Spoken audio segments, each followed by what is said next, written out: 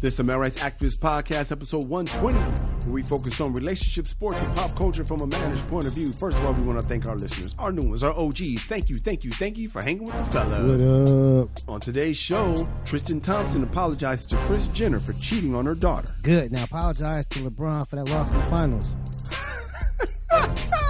The White House took a toll on the Obama marriage. That's why Barack took her on that month-long vacation at Richard Branson's private island.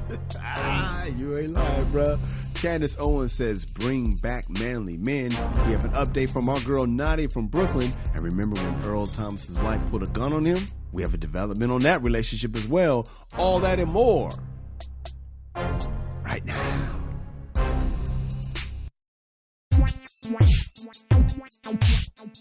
This is the MRA podcast with Kyle and Kamal, where men come to talk and women come to eavesdrop. I am Kyle. I'm Kamal. And we're saving relationships one listener at a time. We got to start with the front page. First of all, Trump's still in denial about his loss. You ever see, like, at the end of training day, after Denzel got his ass beat, and he's just talking shit? And, you know what I'm saying? He's in the jungles just talking shit, and everybody's looking at him. He's like, I'm coming back. I'm putting cases on all you motherfuckers, King Kong. And they just looking at him like, yeah. And they starts walking away. He's still talking shit. Yeah. That's how Trump is. It's like, man, once you see the bully get his ass beat, once you see Debo get his ass beat, you know what? Red comes and punches him and takes his bike back. Like, I love that. You know what I'm saying? Man. This man has clearly lost. Yeah, he's down currently. They still counting votes, but as of today, over 5 million votes. Yeah, and it's only gonna get worse. The final tally is gonna be about 6 or 7 million votes.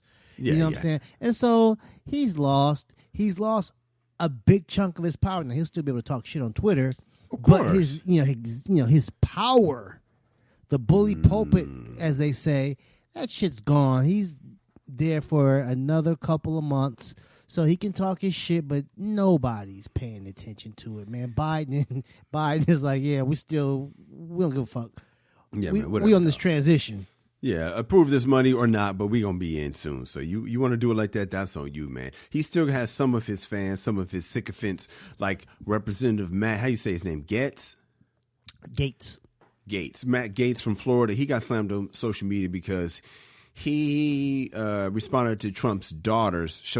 So she's standing, Trump's daughter standing in a pantsuit. He's 38. He's not married, but he responded to her retweeting. I don't know how old is she, like 25, something like that? 20-something, 27. She's 27. So she's standing in a pantsuit, red. He responded by retweeting the photo with a bunch of emojis, including the fire symbol, which I don't mind the fire symbol. Then the heart, he's getting there. Then thumbs up, cool. If he just did fire and thumbs up, cool. But then he did the heart face, the face with the eye hearts. And, people started calling him creepy and stuff. What do you think, Kamal? Creepy, not creepy? What do you think? No, I don't think he's creepy. I think he's shooting a shot. I think that he realized. Trying to get in the family? Well, you know what, man? Because Tiffany Trump was like the odd Trump out initially. Oh, is that who it was? Yeah, it's Tiffany Trump. Okay. It wasn't Ivanka. Okay. Yeah. Like, so Ivanka, what's his name? Don Jr. and Eric, that's his family. And Tiffany was like the second wife's kid, So Ivanka was the first with wife. The wife? Yeah. Okay. They're with Ivana. The wife, the OG Ivana wife. Trump. Tiffany, I think, was with Marla Maples. So, I think that was a shorter marriage. So he's like, and she's been trying to get in his good graces. So she's been coming around more. She campaigned for him. She spoke at the convention. That here's the thing. She's single. If Gaetz can get in there, oh, man, he might be able to play that Jared Kushner role. Hey, Kushner got a nice cushy spot, bro. Oh, my gosh. Kushner is like, he was damn near running the country. He's running the world. Yeah. He was involved in everything. So I think Gaetz is basically just, shooting his shot. He sees the opportunities there. Hey, man, you can't, you can't win unless you're in the game, dude. Hey, man, you only miss, what do you mean? You miss all the shots you don't take, right? There it is. I couldn't think of it. Yeah, my idiom game was off. Idiom game was a little off, man. So I told you before the show that I've been cutting my dad's hair, which is a nice little father-son bonding moment, right? Mm-hmm. The other day he was here for his cut, and he was watching a Charles Bronson movie, which I've never seen a Charles Bronson movie. Loved it. I was like, okay, now let me find out. Of course, right? It's a dude movie. So then I was like, well, let's see what else they got. So then after a couple of days later, I was like, I ain't watching a movie in a while. I'm burnt out. I'm gonna try Dirty Harry. Dirty Harry, I've never seen that either. So it was a little dated, bro, because like the language, the racism, you see the old, I was like, oh yeah, definitely dated. Oh, dude, because I never seen it. So it was like, oh yeah, we don't do that no more. The black jive talking bank robbers, you know what I mean? The N word and stuff like that. I'm like, ooh, this didn't age well at all. But that reminded me when you said Training Day, because after I watched Charles Bronson, I saw a list of other movies like it. I saw Training Day there. I was like, let me get my Training Day on. By the way, have you seen those movies? Have you seen, I think it was like 10 o'clock. I'm trying to think of that Charles Bronson movie. Something about 10 o'clock. Oh, no. 10. I've seen, my mom used to like Charles Bronson. It's crazy. Yeah. And what was the ones he was the Death Wish? Oh, I've never seen any of them. I've seen like 3 and 4. I went to the movies and actually saw Death Wish 4, and they shot some of that shit at World on Wheels. Hilarious. I was like, oh my God, it's World on Wheels. I did see Death Wish 4 as a choice, and I thought, why? This movie's called 10 to Midnight. It was about this fucking creepy ass dude that was like killing women. It was weird too, man, the 10 to Midnight, because it was you could tell this guy, he was killing hot women. And so I was like, oh, he's that dude. And Charles Bronson, I love the way it ended though, man. I ain't trying to give it away, but shit, you ain't seen it by now, you got a problem. Charles Bronson, what I loved about it was he was like a rogue cop, and the dude he said he was, I'm gonna just say I'm mentally ill and I'll get away with it. And it was one of those kind of, you could tell like it had a meaning, that the cop was frustrated that, that people could commit crimes and get away with it. And then Charles Bronson, he was like, no, you're not. Bop, shot the nigga in the head. I was like, that's what I'm talking about, Charles Bronson. I think he made the same movie. If he wasn't like a rogue cop, he was a vigilante. Yeah. But basically, he was taking out bad guys. I like it. I'm here for my dude. I'm here. I'm like, I gotta. Charles Bronson was never like he's never like a family attorney in the custody battle. Yeah, he ain't doing that fuck shit. that. Now let's talk about this scum that needs to go, that the law is allowing to get away with shit, and Charles Bronson is getting rid of. All right. Last but not least, in the opening political, this has become a political segment, the front page of our lives. So Harry Styles is dressed in a dress on the cover of Vogue. And Candace Owens responded to a picture where he said, no society can survive without strong men. The East knows this. In the West, there is steady feminization of our men at the same time that Marxism is being taught to our children is not a coincidence. This is an outright attack. Bring back manly men. You see, here's the thing about Candace Owens. Everything she says has a little bit of truth. Right. It's never just like some crazy conspiracy shit. It's like, no, man, she's got some truth to it. And for this woman, she's right. Because here's the thing. We talked about toxic masculinity on the show a few months ago. I understand the need to be less toxic. Less toxic. Yeah, because listen, man, we got a lot of new listeners, a lot of women that listen for the first time. And we agree, we can be toxic as men. We're men at all times, but yes, we can't take that shit too far. Right. But I don't think that it needs to go so far in the other way where we just naturally suppress our masculinity. Now, I understand if like your kid doesn't have it, you're not, we're going to take you outside and throw the football around. Remember that commercial that, what was it, Gillette? Against toxic masculinity. It was a Gillette commercial. Remember how the guy was disappointed at the guy beating up? I don't remember what the point was, but it was very, very controversial. Yeah. And so this type of thing, man, like if you feel your son's not tough enough, you take him outside and you put the gloves on him and stuff like that. Those days are over. Yeah, beat the shit out of him. Right. Or, take him to football practice because, he's been spending so much time with his sisters. Like, nah. He's playing with dolls, so let's go toughen him up. Like, this is the old Charles Bronson, Dirty Harry mentality. It's like, okay, that's a little bit too much. Those days are over. But, yes, I mean, I'm not going to suppress my masculinity. To make somebody else feel comfortable and, around me, I'm not going to wear a dress. I don't think Harry Styles wore a dress for any other reason. I'm hoping that he only wore a dress because he felt like wearing it. And it does feel like they keep showing these images, but I'm not going to give them that much power to say they're trying to cut our balls off. What I am going to say as a masculinist, as a male rights activist, is I hope if Harry Styles wanted to wear a dress, he put that dress on. I encourage any man that wants to wear a dress to put the dress on. Don't be afraid. Do you, dog. Just don't try to put me in one, player. That's all I'm saying, dog. And we come back, man. We have some feedback. And after that, we have a post-nut story from a woman who says she met a rapper who talked a good game, but did he back it up? Find out soon. It's the MRA Podcast. Hey, what's up, guys? I sure hope you're enjoying the show. If you like it, I invite you to go to our website, themrapodcast.com, and catch up on over 100 episodes that we have in store for you. You ain't working, you might as well check us out. And if you want some more, go over to The World According to Cheryl and check me out on Cheryl Underwood's podcast. We post content there every single day. We have her normal radio show labeled SUR, and then the Cheryl Underwood podcast, where we get in her personal business every Friday. Then on the weekends, we have the specialty shows that range from Late Night Cupcake to Auntie Cheryl's House Party to our gospel show, Spiritual Nourishment. You gotta check out The World According to Cheryl, even though I ain't on it.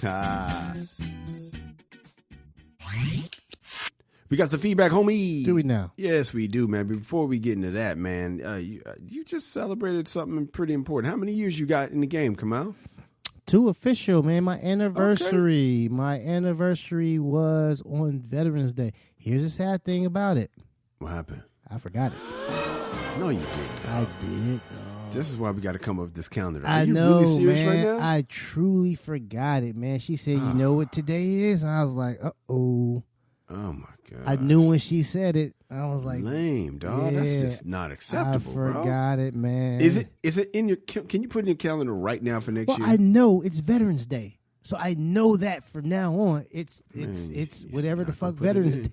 It's November 12th. You still don't know. You still don't know. It's November 12th. But I'm glad I didn't send your wife like a text, because I would have been way flat. It's not November 12th, dude. It's the 11th. Oh, yeah. It's the 11th. Man, I love this show, man. Let's get to the feedback, man. How was this? Just no, I ain't talking about that no more. Anyway, man, my sister gave us feedback. She said, Maureen P. and Connie Chung's relationship is a great study. I got to look into that. She said she had no idea. They dated non-exclusive for 6 to 7 years. They both said they wanted to get married at different times in those years. That's weird. As a guy, I can't imagine myself like, come on, why are we not exclusive? I want to be married. I can't imagine me ever saying that. But now they've been married 40 years, so congratulations. And she and I talked about the Shake Shack, talking like grandma's burgers. She responded. She said that it's because my grandma grilled her buns, which I don't agree with. I mean, this is the meat. I mean, yes, maybe, but that can't be. She said that's the secret sauce. And then she agreed with you, Kamal. She said, just like Kamal, I cringed when I first saw Pau Gasol with Kobe's family. Then I saw what looked like his wife, girlfriend. I said, whew. When we come back, man, we have a post-nut story from a woman who says she met a rapper who talked a good game, but did he back it up? Find out next. It's the MRA Podcast. According to Webster's dictionary, being in post-nut mode is when you have a clear mind and you can make sound decisions as if you just busted a nut. Yeah, I don't know if Webster actually said that. No, he didn't. But our listener, Big Easy Q, told us all about it, and we can relate. Women, men. So listen, if you have a story of when you did something foolish. In pre-nut mode? Yeah, something really dumb. Maybe it was top grime. Especially something in pre-nut mode you don't want nobody to know about. Hit us up. We'll tell the world. We can all laugh at your expense, and hopefully you'll learn from your mistakes. Aristotle once said, the results of pre-nut mode is the best teacher. I think he said some shit like that. Send us your stories at dearirby@themrapodcast.com. That's dearirby@themrapodcast.com. And now it's time for a post-nut mode story, only on the MRA Podcast. Here we go. This one is from Kanisha in Atlanta. Kawneesha. I love my women. We always gonna do it our way. Kanisha in Atlanta. She said, I'm not sure this qualifies for a post-nut story because I never got to get mine.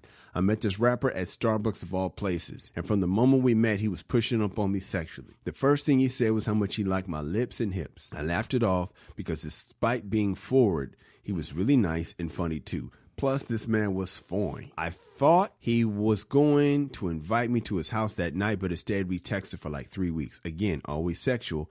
About what he was going to do to me. I wanted him so I would talk shit back. Finally, he invites me over to his house. It was gorgeous. He had this balcony that overlooked his man-made lake.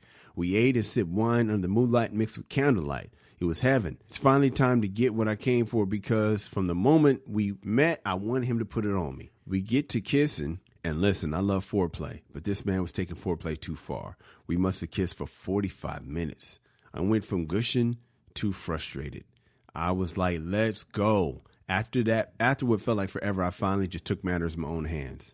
I go for his pants, and I could tell he had a lot of size, but he wasn't even hard. I figured the mood had left him like it left me. Then he asked me to wake it up for him. Child, I tried everything in my repertoire and nothing worked. And then he started acting like something was wrong with me because I couldn't get it up for him. Sorry, boo. That is on you. Finally, I just got my shit and left. He talked all that talk and didn't deliver. And I was so disappointed I never returned his text after that. Waste of time. Please tell the men that listen to your show not to talk shit if they can't back it up. Kanisha in Atlanta. Come out. Where did this man go wrong? He didn't have any Blue Chew. Hey, here's the thing about this guy, man. I'm assuming he had to know he had some issues. You know, yeah. I'm assuming it's not just basically it's working. It don't work. I have to believe it's a gradual decline. You know, and he obviously knew he wasn't at full salute. That's why he kept kissing and stuff like that. Honestly, man, I think if you're gonna talk shit and you're gonna plan for, the business, I think you need to be prepared. You have to be prepared. Your Blue Chew, your Viagra, your Cialis, whatever it takes. Yeah. You cannot, especially the first night.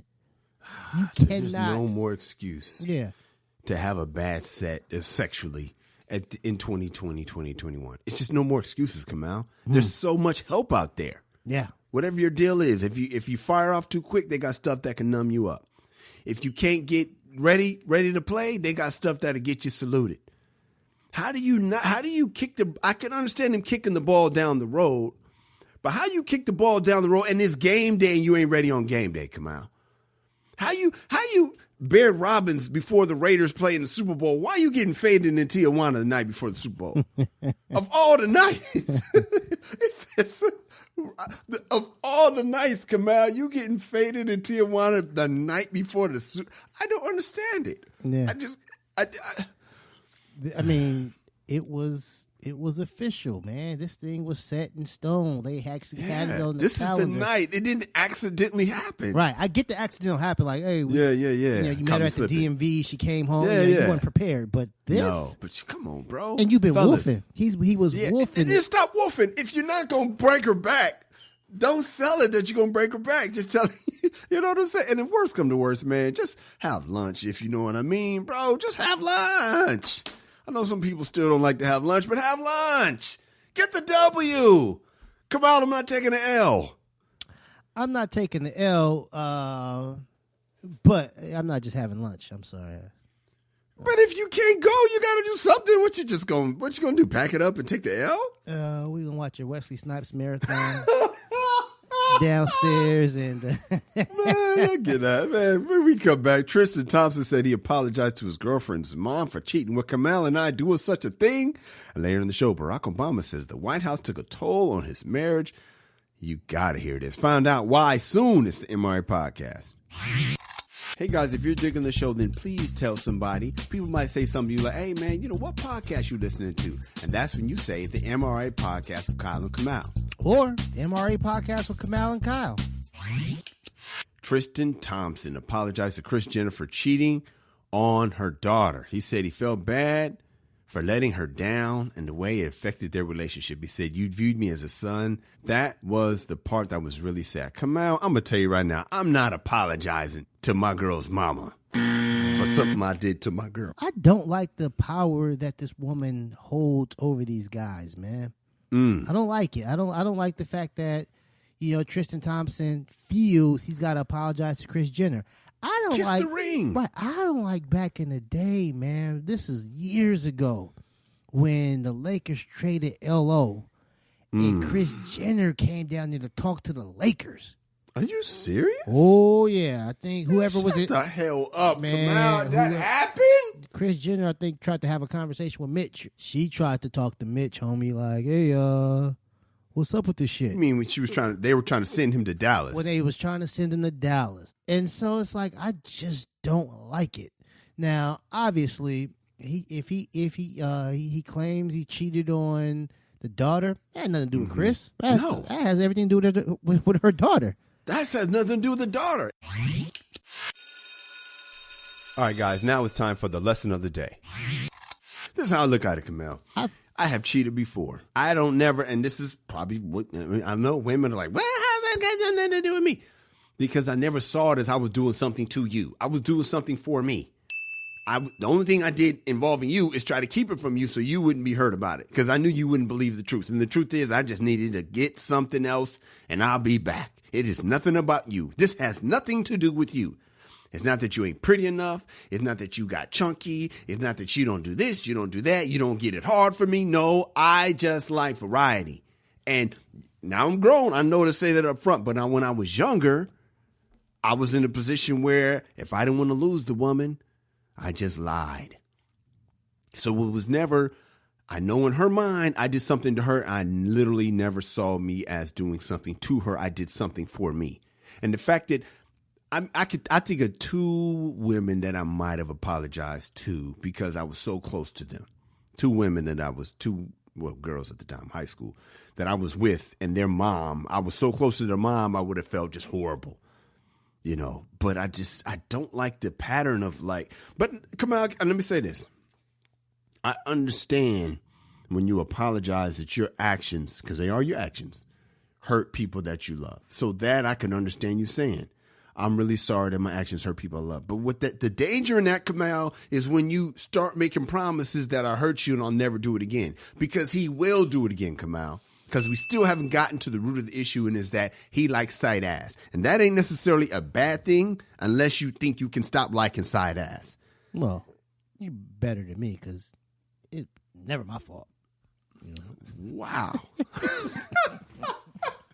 How the hell is it never your fault? Never my fault, man. It's something your lady was doing. Yeah, everybody, man. Everybody's fault, man. It's everybody. I am innocent. Yeah, absolutely innocent. I am innocent, man, right in all of this. Yeah, sure. Man, we come back. Chris Rock predicted that a black woman could not handle being first lady. Was he right? Ooh, I know y'all gonna hear this. We will get into it when we get back. It's the MRA Podcast. Hey guys and gals, if you're enjoying the show, let someone know. Whatever app you're listening on, please subscribe, give us 5 stars, and leave a positive comment. So why wouldn't you give us 5 stars and a positive comment? We're great. Yes, we are. This helps our placement so that other people can enjoy the show as well. And why wouldn't they? We're great. Come out back when President Obama was running, the Honorable, the Prophet, Chris Rock. He said, Barack Obama has a handicap the other candidates don't have. Barack Obama has a black wife. And I don't think a black woman can be first lady of the United States. And of course, you know, people's like, what? Yeah, I said it. A black woman can be president. No problem. First lady can't do it. You know why? Because a black woman cannot play the background of a relationship. Just imagine telling your black wife, you're president. Honey, I did it. I won. I'm the president. No, we the president. I remember I watched that special at your house, Kamal, downtown. Yeah, man, it was great. That was a fun night, man. You had a nice crib, dog. You always been balling, homie. Nah, man, come on, man. At least apparently. Come on, man. Yeah, we front with night. The best of them. Hey, man, y'all was y'all double levels, 2, 3. Well, how many levels? 2 levels, a door on each level, downtown LA. Boy, was doing it. Mm-hmm. Come out. Am I lying? Where's the lie, homie? Where's the lie? I remember saying it's like, yeah, you know, we was doing big things, you know. It was doing anyway. Come on, I know Michelle is up there with black women with Oprah and Beyonce. I don't know who's first. I'm a guess. Oh, I don't know. Could be Oprah, could be Beyonce, could be Michelle. Yeah, either one. They're all interchangeable. They really are, and these are the holy grail of 3 black women. And maybe depending on age or whatever, but even I mean, if you're a woman in your 35s, 40s. These 3 are like boom, boom, boom. So all hail to these 3 queens. We got to be careful how we say it, but we still got to address it because it's the MRA podcast and they came to hear how the fellas really think. So here it comes. I remember, I'll never forget this, Kamal. Barack Obama's running for president. They did an expose on his family. Now, I never forget how Michelle Obama kept cutting him. I was like, why does she keep cutting him? Why? This is my first time meeting you. Why do you keep cutting down this man? She was jokingly, but she kept putting him in his place. Now I realize why. I was listening to her podcast, the Michelle Obama podcast. The first episode, her guest was President Barack Obama. And she was talking about how she went to Princeton. I was like, okay, go on with your bad self. Because I knew she was smart, but I didn't know she was Princeton smart. She talked about how she was super smart. She had a career. She was working in law. I think she even said she had a sob. And when she met Barack... I think she was his boss at one point. Wow. When she met Barack Obama, they were both broke, but she was the breadwinner.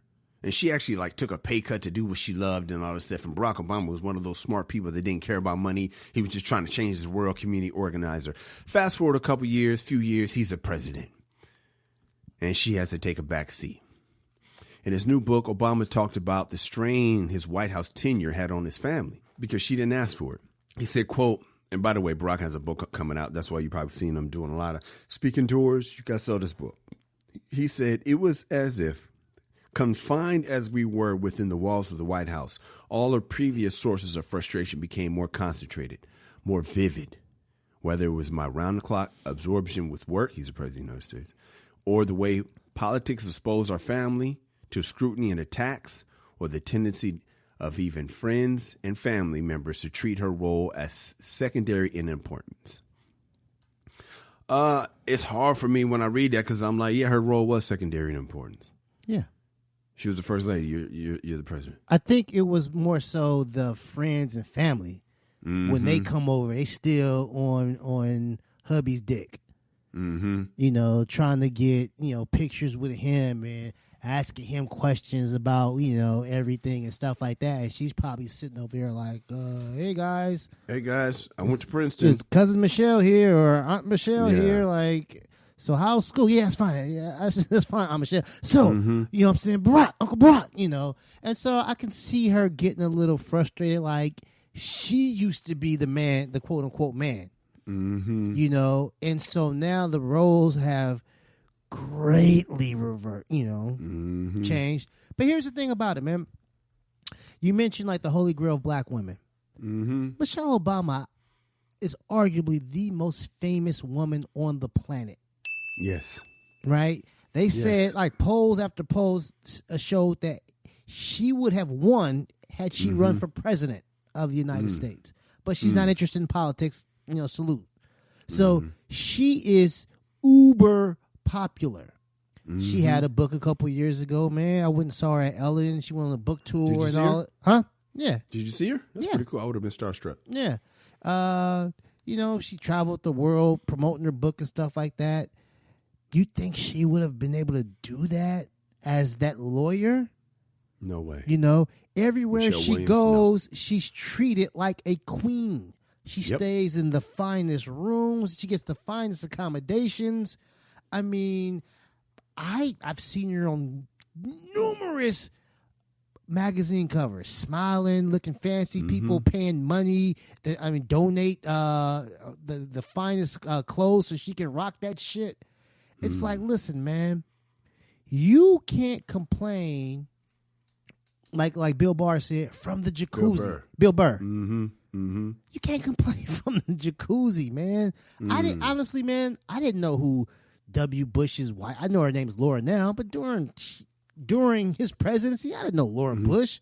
I didn't see her. She played the back. Yeah. Michelle had a prominent role during those 8 years. She gave speeches, and it seemed like from the outsider looking in, she enjoyed the shit. So she likes all the perks. Don't want none of the drawbacks. I love Michelle Obama. I wanted her to run for president. I would have voted for her. I would have campaigned for her. But Sister Michelle, you can't have it both ways. If you're gonna be out there and loving it, okay, you don't get to go to Target anymore. You don't get to drive a car anymore. Listen, that shit's overrated. But it had to be hard for her, Kamal. I believe it is. No, it had to be hard for her because I remember when they said they were strained and she was going out the country with her mom. She was pissed. it has to be hard, without the stereotypes of, the strong black woman. It just has to be hard if you're not necessarily the helpmeet type.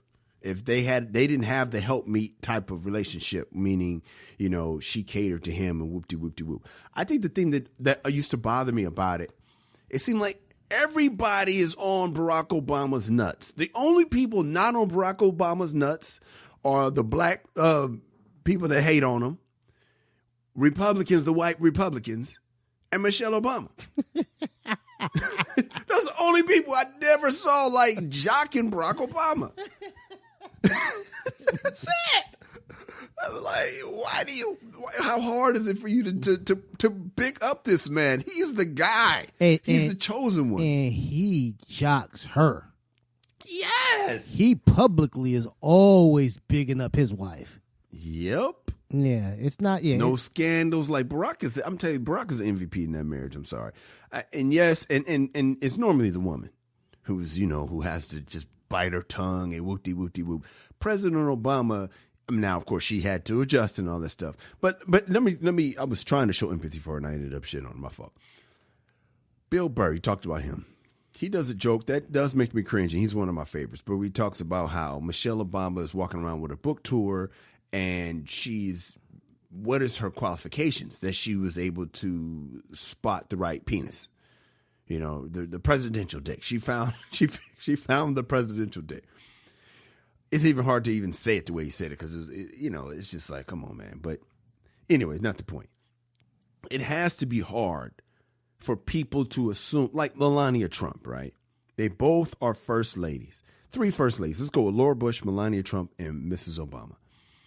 Who's the smartest? I'm guessing Mrs. Obama. I don't know anything about Laura Bush.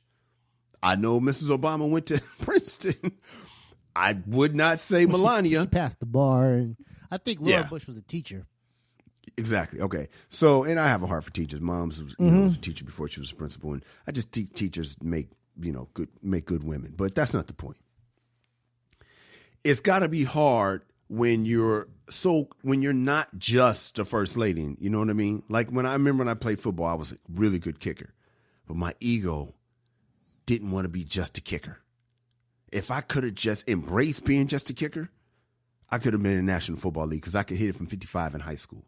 But my ego, Kamal, my ego, you know what I mean? Mm-hmm. It's like you don't want to be like Melania. I didn't even realize she had a foreign accent because I never heard her talk. I heard Michelle all the time. I know Michelle's voice. I can pick it out of a lineup. I cannot tell you Laura Bush's voice. I could not tell you Melania's voice. I could probably tell you Nancy Reagan's voice. But what's her name? Michelle Obama. She had a prominent role. So I'm echoing what you said. I absolutely agree. It must have been tough for her because of their roles in the relationship. A lot of times in a marriage or a boyfriend, girlfriend or whatever, one person seems to be into the other person more. I'm guessing that person is Barack Obama. So when you're expected to switch that, it had to be. I'm just saying it must have been hard. It frustrates me, but I'm going to give her some empathy. It had to be hard to me. Well, like you said, man, she seemed like the only one who really wasn't on his nuts, man. Yeah. And I would see some of these interviews, and maybe Oprah's giving the interview, and she would ask, does he wash dishes? Oh, yeah, he washes dishes. Like, basically had to knock the man down a peg or two. Always, man. No one's ever asked, hey, after a hard day's work, Michelle, do you get, hey, Barack, did she give you a massage? Do you rub his feet? What do you mean do I rub his feet? Like, why does that sound crazy? Yeah. Not only is he the president of the United States, he's your husband. Ladies, stop looking at serving your man as this bad thing. We come back. Earl Thomas's wife was the one who pulled the gun on him after she caught him with another woman. Well, there's a new development in their relationship. We got to talk about it next is the MRA Podcast. You listen to us, but Kamal and I want you to know that we listen to you too. Even if we don't always respond to your tweets in a timely manner. I love how you say we, man. So if you have some feedback, maybe you agree. Maybe you disagree. Or maybe you just want to tell us how much you love the show, or that you want to testify about how we specifically helped you out. Or maybe you just want to tell Kamal how he was right or wrong. But mostly right. Whatever you want to tell us, hit us on our social. I'm at Kyle Irby. I'm at Angry Kamal. Hit us up and you just might hear your comment on the air. Promise. We'll be gentle. Kamal Abdul-Jabbar, in April of 2016, Earl Thomas was the leader of the Seattle Seahawks defense. He was 2 years removed from a Super Bowl title. He married his high school sweetheart in a lavish wedding. Teammates, including Russell Wilson, showed up. Thomas wore a crown and a big king's robe. He was the man. He was the king of the NFL on the defensive side. They had this huge reception where his wife and her bridesmaids threw down some choreographed dance moves. Fast forward to April 2020. Earl has worn out his welcome in Seattle. Now he's stuck at home in quarantine instead of having preseason workouts with his new team in Baltimore. He played for the Ravens. He and his wife get into it. He calls his brother to swoop him up. Dog, come swoop me up. They blow off some steam with some girl in the Airbnb. Wifey finds out because she goes into his Snapchat or some shit to figure out where he is. I don't know how that told her where he was. That's ridiculous, but he got caught slipping anyway. So she calls her homegirls, quite possibly the same homegirls that was in her wedding. And she confronts her husband with the gun. The season starts. Earl is cut from the Ravens for allegedly being a bad teammate.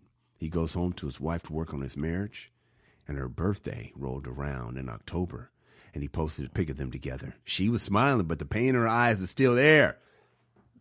A month later, Kamal, report comes out that she has filed for divorce and citing adultery as one of the reasons. I'm going to tell you, I'm one of those guys that say once a cheater, always a cheater. I thought Offset was going to cheat again. I thought he did. I still think he did.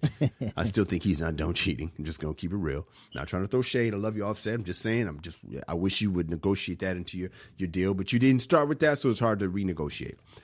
But I don't think Earl Thomas cheated again, Kamal. I think he was on his best behavior. I think she's filing divorce because of that shit from April.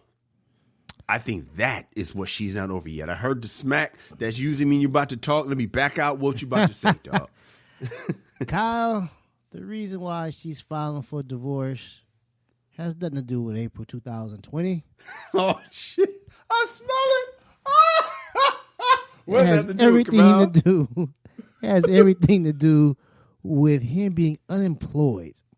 I think that was, let's just say September 2020. Yeah, September 2020. When he was cut. That man is at home now. You know, ordinarily he would be gone. He's practicing 4 days a week and stuff like that. Weekends, he's gone. You know, he's got to come back. He's got to wind down, so we give him his space. And no, he's home now. And it's a pandemic. So he's really home now. And April of 2020. But let's be clear. If that man's still playing for the Baltimore Ravens, she can live with April. Yes. She can tolerate April. It's the fact that the man has worn out his welcome. He's unemployed. Yep. And then you start just like, let me cut my losses. The perks of of being married to Earl Thomas, leader of the Legion of Boom, those days are over. It's no longer worth it, Kamal. Yeah. Fellas, you better understand something. Understand me loud and clear. Understand the big homie Kamal. Loud and clear. For your woman to put up with what she has to go through, it's got to be worth it. Kamal, you married your woman on some day that you can't remember on the premise that you're going to become a writer one day. Damn it, you better become a writer, Kamal. Yeah. Because that is what balances out Grumpy Kamal, whatever your catch is. We all have a catch. Kyle has a catch. You have a catch. Ladies, you have a catch. Michelle Obama has a catch. Barack Obama has a catch. But you have to maximize your ups to balance your downs, or you are going to be in trouble with your mate. I'll say this. I married my wife. I was unemployed. So I just can't get worse than that. I can't put us in debt. You know what I'm saying? I can't put us in debt. I can, you know what I'm saying? I can keep the status quo. Okay, I never reached that, that mountaintop, but I just can't go lower than when the day she met me. Fellas, they have to have pride in saying they're with you. In order to, and there's no more pride when you're at home. Not only are you at home, you're at home for the same reason you're tearing up this home. People don't like you. People ain't fucking with you no more. Your value has plummeted. Jay-Z's value hasn't plummeted. Oh, no. He survived the adultery. Oh, yeah. His money has gone up. His value has gone up. When your shit starts to go down, it's not a good look, especially if you're one of them dudes that got priors. Fellas, please hear me. You have to be the greatest you could be, especially if you got some bullshit that she's got to deal with. When we come back, we're going to talk about somebody who better be the greatest he can be because his time in the NFL is limited. We got to get a little Antonio Brown. And you know I got to rub this Raider Bronco thing in his face. You know I got to talk about this when we come back. It's MRA Podcast. Guys, I have a comedy album. It's called Be a Man at All Times, and it's on, what's it on? Oh, Spotify, iTunes, or wherever you stream your content. It's a damn good comedy album. I appreciate that, man. There's stand-up on there. Kamal and I wrote a whodunit mystery called The Case of the Missing Balls. That's on there. Based on a true story. Check out the album. Show your boy some support. And you can buy it on iTunes. Keyword buy it. Stop streaming. Kamal, I've been waiting for this moment, though. Yeah. My Raiders played your Broncos on Sunday. For real? And we beat. Oh, nigga, please. Is that what happened? Oh, it's Donald Trump. This nigga Donald Trump me. He's gonna Donald Trump me. This nigga is gonna Donald Trump me. All this shit you talk about President Trump. And you President Trumping me right now, Kamal. You gonna act like you don't know the results of the ass whooping that my boys. Oh, they played? Was that this? It's interesting. I didn't know. Kamal. I can't believe you're doing it. What we got in that ass? Huh? Oh, it's football season, okay. I've been teaching reading my Bible, I've been reading teaching my my Quran. son how to read and everything like that, man. I've been doing some meaningful shit. So busy, celebrating my anniversary. Donating to the homeless people, celebrating my anniversary on November 13th or whatever the Support. Oh, no.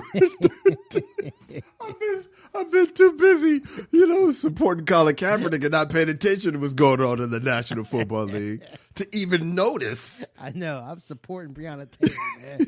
The hell you talking about football? You talking about football, man, and there's big issues going on. He just gonna take all of my gloat away and act like it didn't even happen. Wow.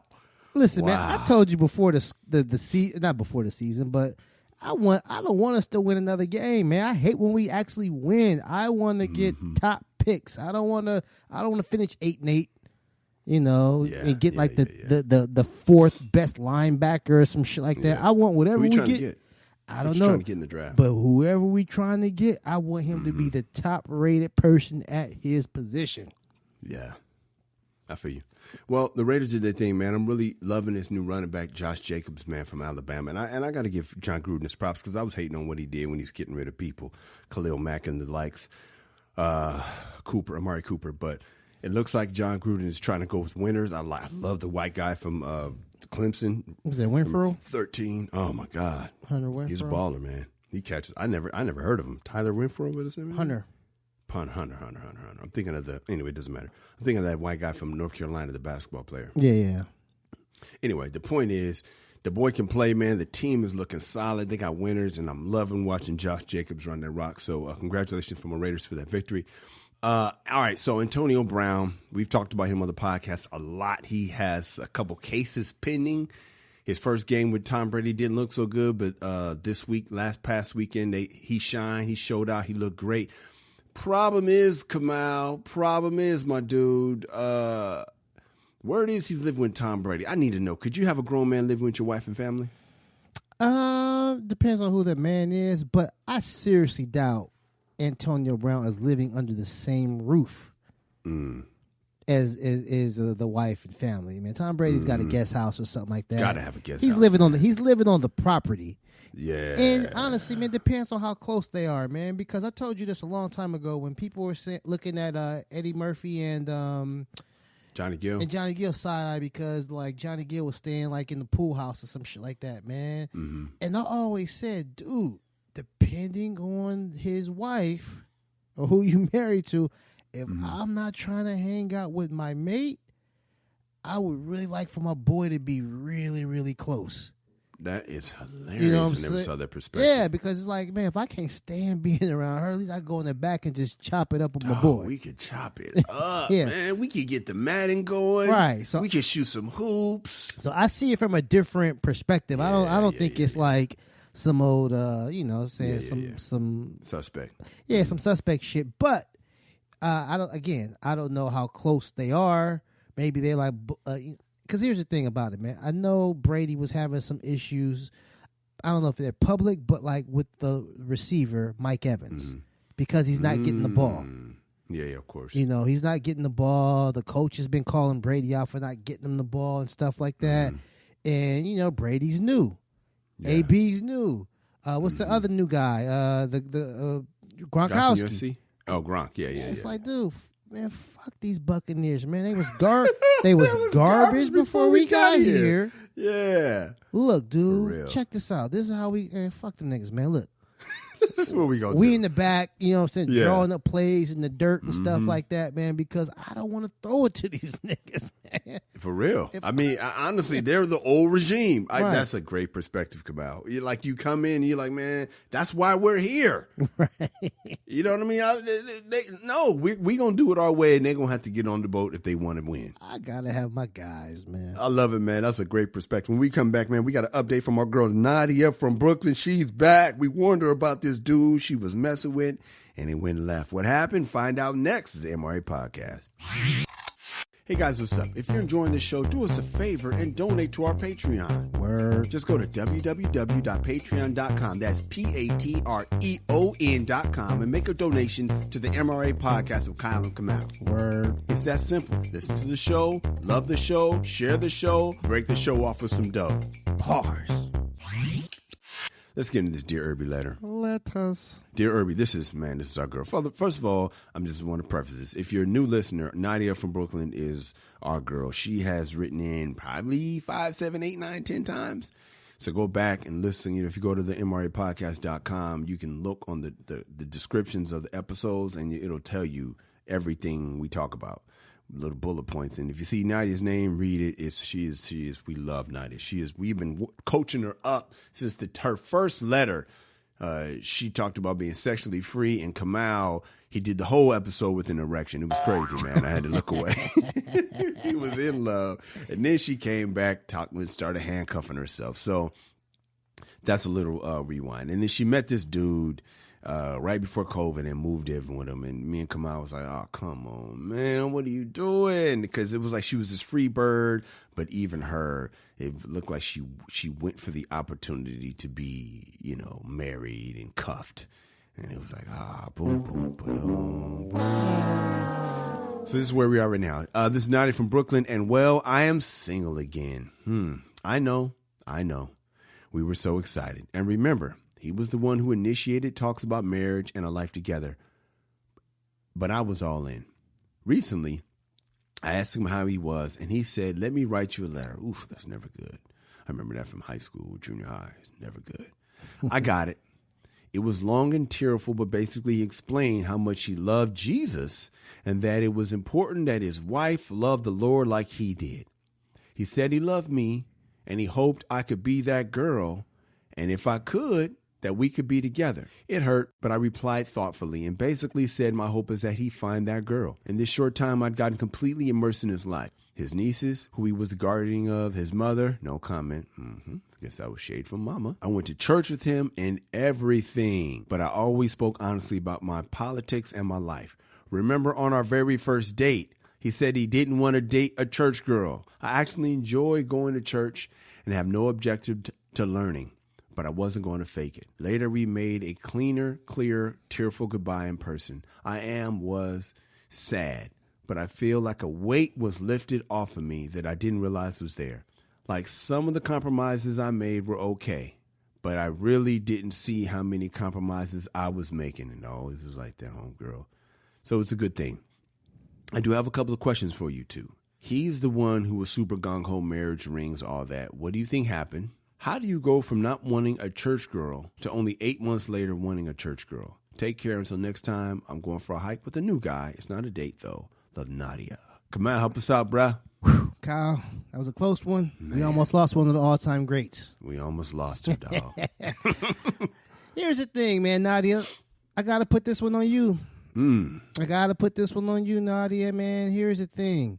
When the man said he didn't want a church girl, he was talking about marriage and all that shit, he was infatuated with you. Whatever you said, he would have went with. Yep. Because he was just trying to be down. Yep. And when we try to be down anybody, they will say and do anything. That's where the post-nut mode story came from. Dudes trying to be down. I will do anything. Yep. And so this guy was infatuated. And so 8 months later, what happened?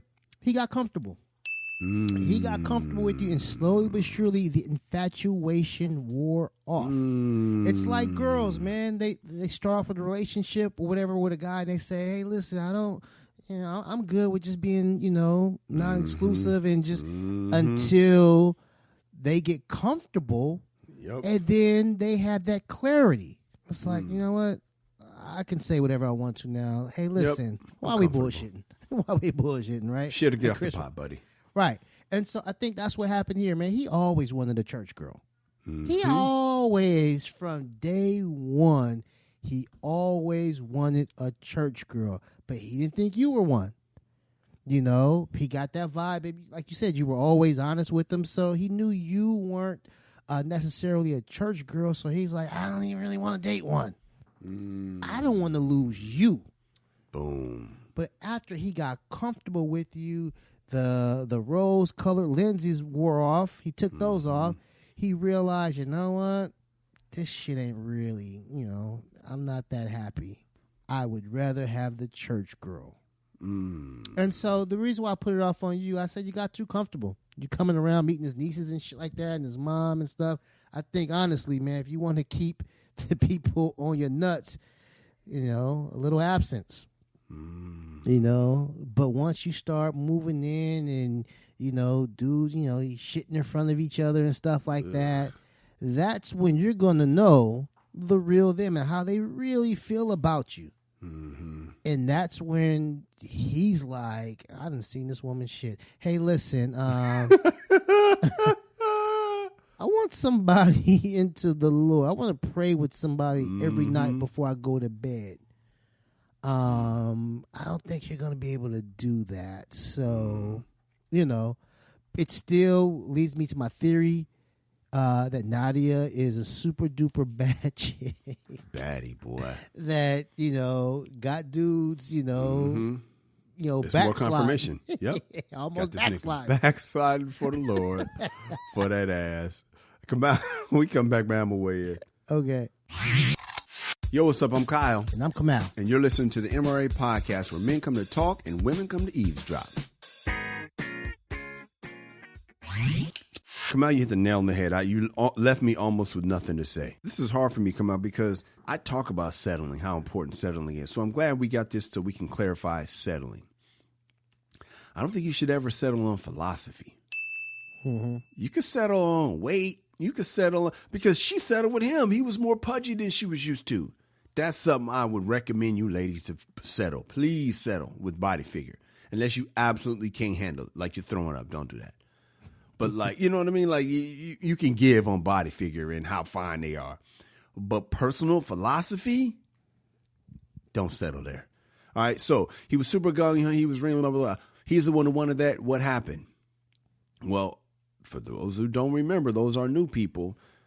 Nadia was with a couple of his frat brothers. Remember that, Kamal? Oh, that's the guy. Yeah. See, that kind of stuff, man, it eats at us. Whether it's right or wrong, I'm telling you right now. She was with a couple of his line brothers, frat brothers, something like that. But he said it's fine. Every obstacle, he acted like it was cool. And some of that stuff you can deal with, but you can't deal with all of them at the same damn time. And the other problem is his mama didn't like her. How do I know his mama didn't like her? Because she said his mom, no comment. Come on. We all know that every girl knows that she better get in good with mama. Whether right or wrong, mama holds a deciding vote. Every man, his first love is his mama. So if he gets along with his mama got to vote. She don't got the final vote. She don't got the final vote, but it's a pretty powerful vote, though. It's a swing state. I'm going to say it. It's Pennsylvania, Ohio. Don't make it close. I am glad that Nadia is out of this relationship because she was settling. And like I said, it's cool to settle, but not on philosophy. I want to see Nadia fly free. Nadia's a free bird. And she was about to have it. She was about to be in the zoo, my dude. And not even the Columbus Zoo or the, San Diego Zoo. She was about to be in the LA Zoo, bro. A bullshit fucking zoo. Like, don't be, if you're going to be in the zoo, you need to be in Columbus, Ohio. You need to be in, San Diego, California. Not in LA, baby. You want to be in LA, you should be an actor, but not an animal. It's not a good zoo. It's decent. Brooklyn Zoo or some shit. And you don't want to be in the Brooklyn Zoo, dog. And so, is the Brooklyn Zoo good? I don't know. I figure, man, it's got to be too goddamn cold to have like lions. Exactly.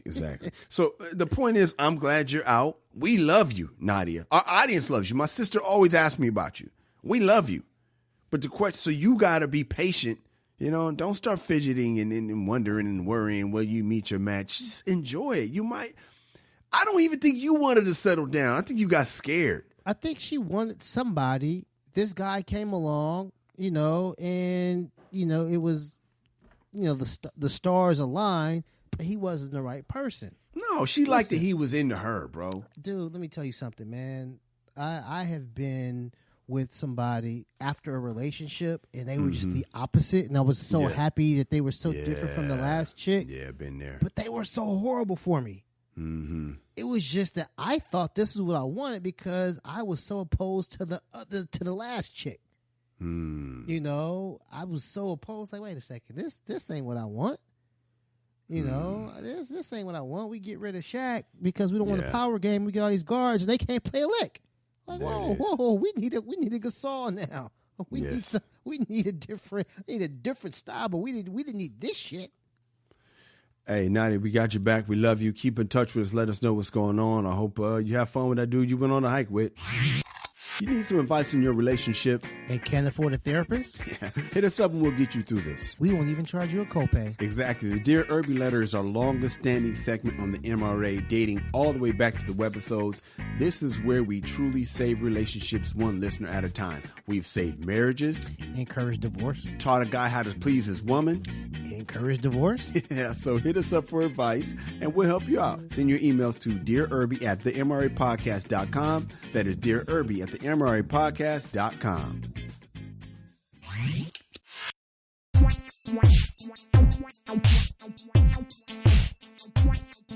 Where can we find you? Twitter and Instagram @AngryKamal. I'm @Kyle Irby, KYLEERBY. We're both at the MRA Podcast on social media. KyleIrby.com is my website. You can see some of the videos I've done, some commercials I've done. My new one's coming soon because I'm starting to see the series. So keep in touch, keep checking back, and I will let you know on this show. The MRAPodcast.com is where you can hear all 120 episodes that we've done. Kamal, thank you for bringing it every single week, my brother. Ladies, we love you. Fellas, be a man at all times. Deuces. MRA.